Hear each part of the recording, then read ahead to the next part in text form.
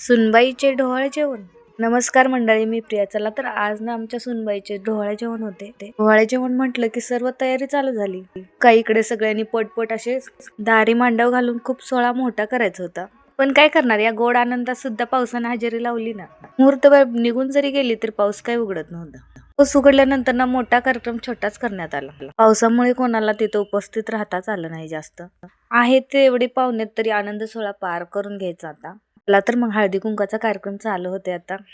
सगळेच पाहुणे खुश झालते राव. नवीन पाहुण्याची खूप सगळेजण आतुरतेने वाट पाहत आहेत. मला तर मग पाहूया आमच्या गोड अशा सुनबाईला काय काय खाऊ वाटते ते. तुमच्या सुनबाईचं राज काही ढोहाळ जेवण आहे म्हटल्यानंतर ना खूपच खुश होती रावते. कारण की खूप दिवस झाले तिला मम्मीकडे जाताच आलं नाहीये. त्यामुळे आता ते पुण्याला जाणार आहे, त्यामुळे ते आज लय खुश होते राव. पावसाच्या आगमनाने सुनबाईचे ढोहाळ जेवण, इथे पण मुहूर्त चांगलाच आहे राव.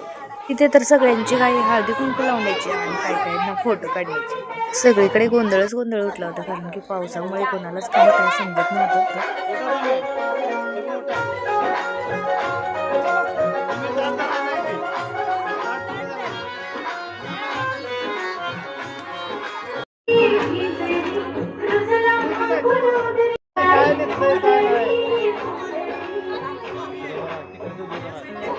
आता काय निघतंय काय नाही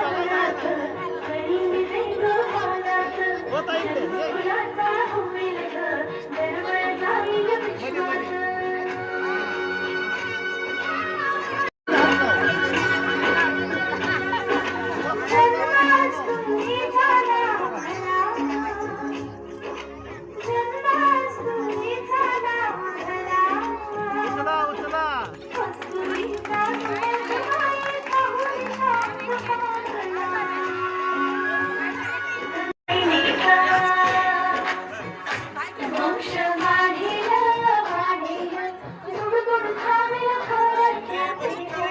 चला तर मग आमच्या येणाऱ्या बाळाला भरभरून असा आशीर्वाद द्या. व्हिडिओ आवडला असेल तर नक्की एक लाईक करा. चलो.